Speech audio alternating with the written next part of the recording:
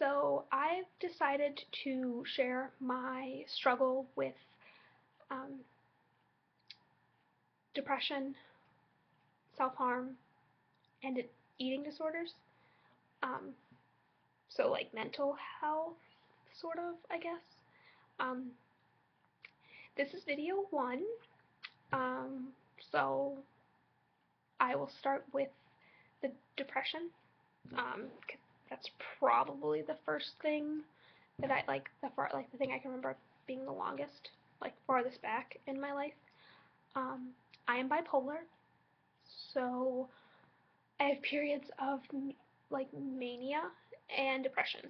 So like the low, like you're really like horrible, and like middle, like normal. This is where most normal people are. They're like right here, and then there's like manic, which is like super happy and like you're invincible and you can do anything and you are this awesome person. Um, which is the exact opposite of depression, which is where you are a horrible person and you suck at life and you can't do anything right and no one likes you and just you, the worst things that you could ever think about yourself. That's what depression is. Um, so that's kind of um, my explanation of kind of what I'm not very good at explaining it. And what makes me really mad is that the media like glamorizes it. It makes me really upset. Like I get really angry and like very angry. So I'm just not going to talk about how much I hate the media glamorizing it. We will talk, I guess, about well, I guess we'll start with the manic because that's like the happy meow meow part. um, Mania is it's scary. That's probably the way I describe it. Scary for different reasons. My nose itched. Because you feel invincible, so like you think you can do everything. You can't. Obviously, there's like bodily like limits, but when you're manic, you don't take this into account. Um,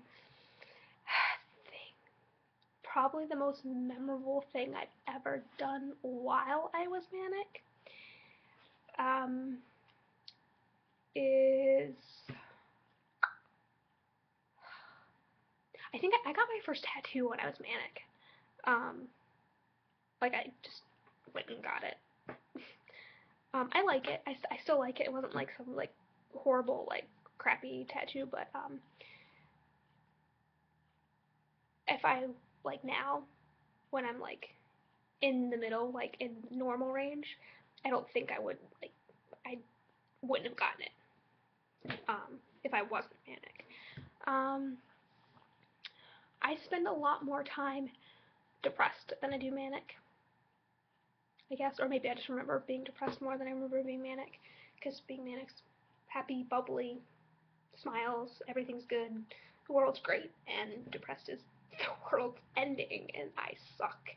Um, so the way I describe, like for me, like being depressed is there's a voice in my head that's which sounds so bad. Oh gosh, it's telling me that I can't do anything right and that no one likes me and that I'm a crap person and that I suck and that everybody would be better off if I wasn't here and people would be better off if I wasn't in their life or just all these really bad things. They're hurtful, but like that voice is my voice. It's me. Um, so I think that's and then like it's like I'm telling myself this like in my head and I can't make it stop. I can't make those thoughts stop. So I'm just it kind of sucks. And those are the days that like I don't really want to get out of bed and I don't really want to do anything. And those are really rough days. Um, but I'm a lot better up now at coping. Um, I got a gym membership and I run now. I try to run 5 times a week, um, because it makes me feel good. I feel good after I'm done, which makes no sense at all. Um, because I'm sweaty and gross and like red, but I feel awesome after I'm done. So I try to do that because it makes me happy. I read because that makes me happy. Also makes me a total nerd. Um, I watch Supernatural. I love Supernatural. You probably know that my cat's name is Winchester. I mean, if that doesn't tell you that I love Supernatural, I don't know what does. But so that's kind of like the overview, I guess, of that part. Um, I don't remember ever not being that way. Like I don't remember ever being normal. I can only remember being either really depressed or really manic. I can't remember like not having that cycle. Um, and it's brain chemistry. So I mean that's fun. Woo. Um,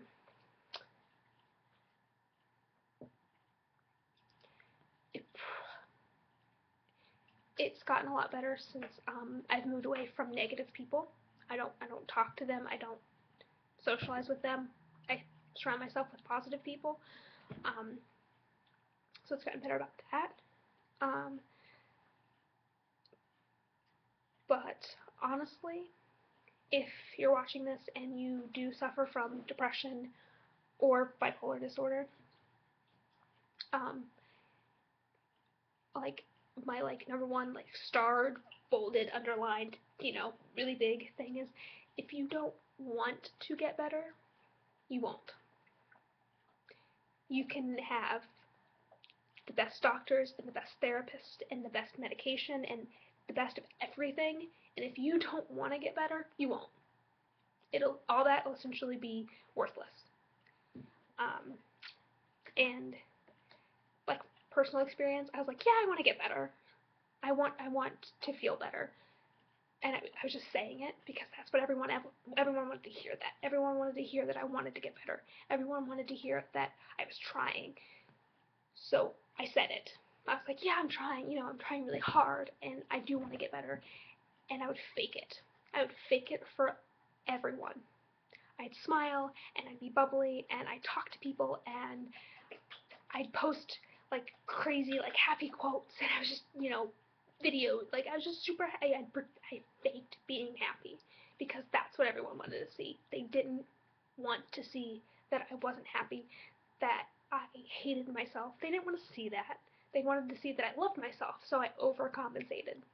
I I was always like, I'm awesome.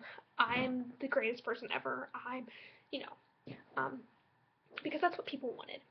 So I did that. You get good at being what people want you to be in public, when like in your head you hate yourself.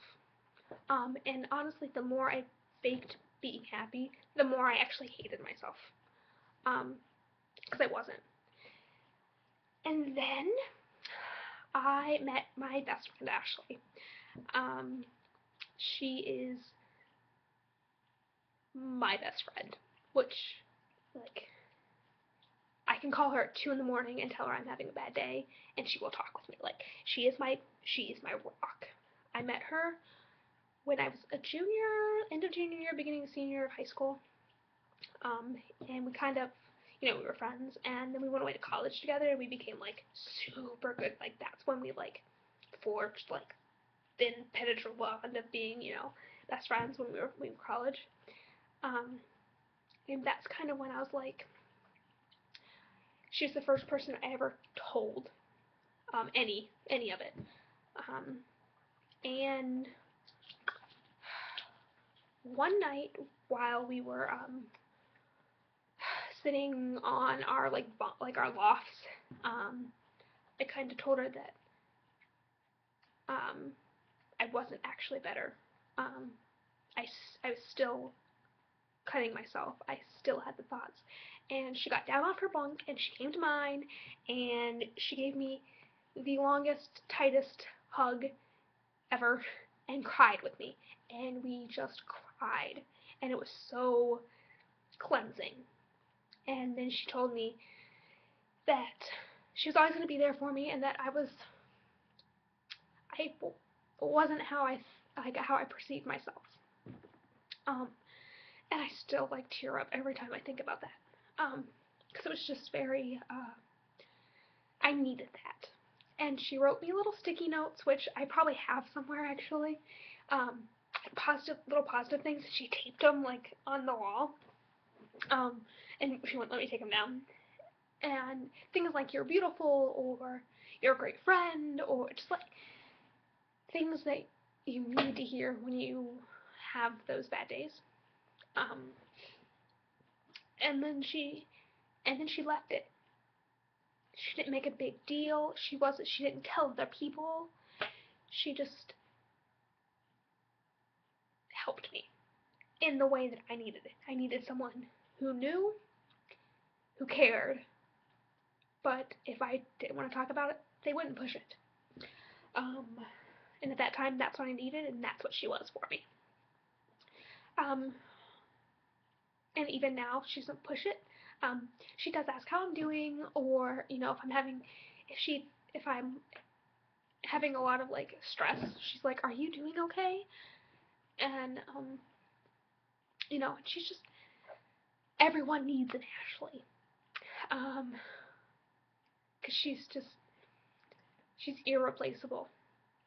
We are going to be 95 and causing like trauma to other people in the nursing home. Like that's us. Um, so that was when I was a freshman in college. So I turned 19 that year. Which was really a long time ago. Oh my gosh. And that was kind of when I decided that I needed to get better for me. I wanted to get better. I needed to be happy for me. And that was kind of my turning point. I knew that I wanted to get better for myself, but I also knew that I had this great, amazing, wonderful friend who would be there to support me. I didn't need to change for her, but she's going to support me while I got happy for myself. Like I changed for myself, um, and she still does that because it's an ongoing battle. Um, there, as of right now, there are a lot more good days than there are bad days. But I know that when I have those bad days, I can call her, and she's gonna talk to me for 3 hours, so that I get it all out, and I start to feel better. Um, that's probably the biggest thing that I would want other people to know that no one tells you. Your doctors won't tell you. No one's gonna tell you that. Um, that unless you want to get better, you won't. No one's gonna tell you that. So that's what I would want people to know. If that's the only thing I could tell someone that was suffering like I did, or like I am, like I have, like I will, is that if you don't want to get better for yourself, you won't. You can't want to get better for your parents or for your friends or for your boyfriend or for your aunt's cousin's best friend from down south. Like you. Um, that's I don't really know where to go after that. That was kind of like my climax, I guess. Although my nose is running now. So I will end this part, like this video, like this section of my story here, um, with the quick little just note thing. My Tumblr there's a link up here somewhere. I'll put a link down there too, that you can go if you ever want to just talk. You can go there and I promise I will listen. Somewhere on my page is probably my email. If you feel more comfortable that way, you can do that, and I promise I will talk. I will let you rant, scream, and yell, and I'll just listen. I promise. Um, if that's the only thing I can give back to people who feel like I did, um, then that's really, that would make me, I'd feel better being able to pass on what Ashley did for me to other people. So that's the end of the end of this, I guess. Um, look for the rest soon-ish, I guess. Thank you for watching. You can like this video, leave your comments, subscribe, tell me what you want to hear, all that jazz. Bye.